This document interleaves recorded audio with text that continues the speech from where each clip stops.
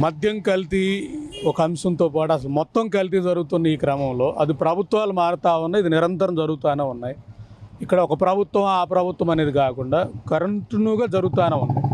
ఈ పరంపరలోనే ఈ కల్తీ మద్యం అనేది జరుగుతూ ఉంది. దీంట్లో రాజకీయంగా రెండు పార్టీలు వాళ్ళు నారాసుర మద్యం కల్తీ అని పెడితే వీళ్ళు దానికి కౌంటర్గా గత ప్రభుత్వంలో చేసిన దాని మీద వీళ్ళిద్దరూ ఒకరికొకరికి మాట్లాడేసుకొని మళ్ళీ సమస్యని పక్కన పడేసే పరిస్థితి కాదు. ఇక్కడ మేము అడుగుతూ ఉంది, కల్తీ మద్యం ఉందని మీరు మాట్లాడారు చంద్రబాబు నాయుడు గారు, మీరు అధికారంలోకి వచ్చారు. ఈ కల్తీ మద్యం అంతు చూడాలి, మీకు కనపడలేదా?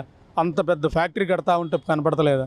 ఈ స్థానిక నాయకులు కనపడతలేదా? అంటే ప్రభుత్వం మారినప్పుడల్లా ఈ కల్తీ మద్యం చేసేవాళ్ళు కమిషన్లు ఇచ్చడం అలవాటు అయిపోయింది. కాబట్టి ఆ పరంపరలో ఇద్దరికీ సంబంధం ఉంది. అంటే గతంలో పెట్టిన వీళ్ళు కూడా ప్రోద్బలం ఉంది. కాబట్టి వీళ్ళిద్దరూ ఒకటే. మేము మొదటి నుంచి చెప్తా ఉంది, రాష్ట్రంలో ఈ రెండు పార్టీలు ఒకటే.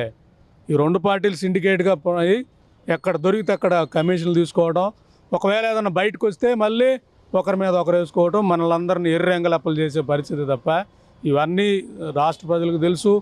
అలాంటి వాళ్ళని కూడా గమనిస్తూ ఉంటాం. కాబట్టి ఇప్పటికైనా కల్తీ మద్యంతో పాటు కల్తీ ఆయిల్ వస్తూ ఉంది విజయవాడలో.